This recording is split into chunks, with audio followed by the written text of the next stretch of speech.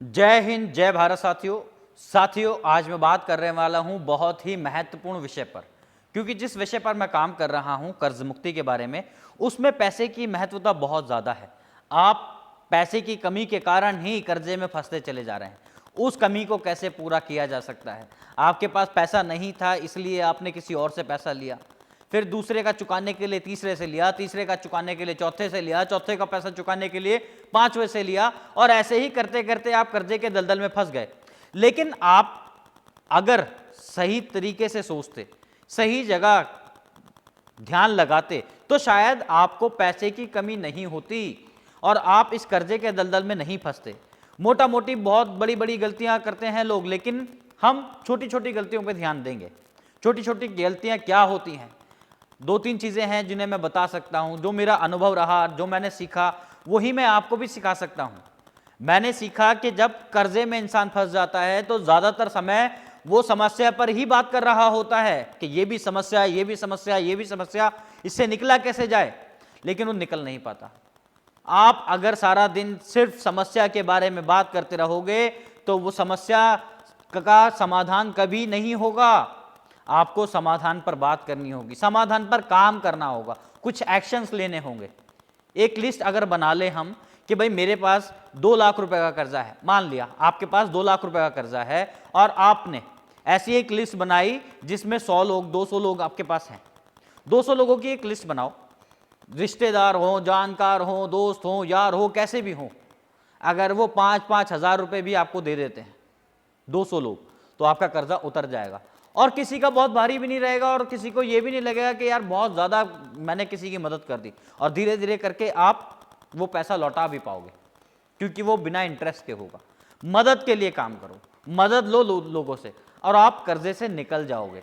बहुत ज़्यादा कर्जा नहीं होगा, क्योंकि ज़्यादातर लोग वही परेशान ज़्यादा रहते हैं जिनके ऊपर छोटे छोटे कर्जे होते हैं, और वो छोटे छोटे कर्जों को चुका नहीं पा रहे होते, जिसके कारण वो परेशानी में कुछ गलत कदम उठा लेते हैं। गलत कदम उठा के वो लोग क्या करते हैं, वो ये नहीं सोचते कि बाद में उनके परिवार का, उनके बच्चों का क्या होगा।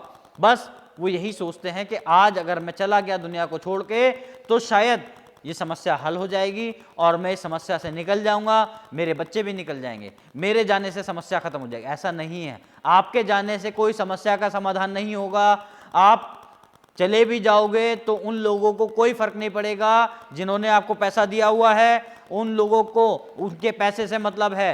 आप पैसा नहीं दोगे तो वो आपके बच्चों से पैसा वसूल करेंगे, चमड़ी उधेड़ कर पैसा वसूल करेंगे, और आप यकीन मानिए ऐसा करते हैं लोग, तो आपके जाना, आपका दुनिया छोड़कर चले जाना, ये समस्या का समाधान नहीं है। समस्या का समाधान पैसे से ही खत्म होगा। पैसा कमाओ, पैसे के रास्ते बनाओ कि पैसा कैसे कैसे आ सकता है। एक तरीका मैंने आपको बताया, लिस्ट बनाओ जो बिना पैसे, बिना इंटरेस्ट के आपको पैसा देंगे।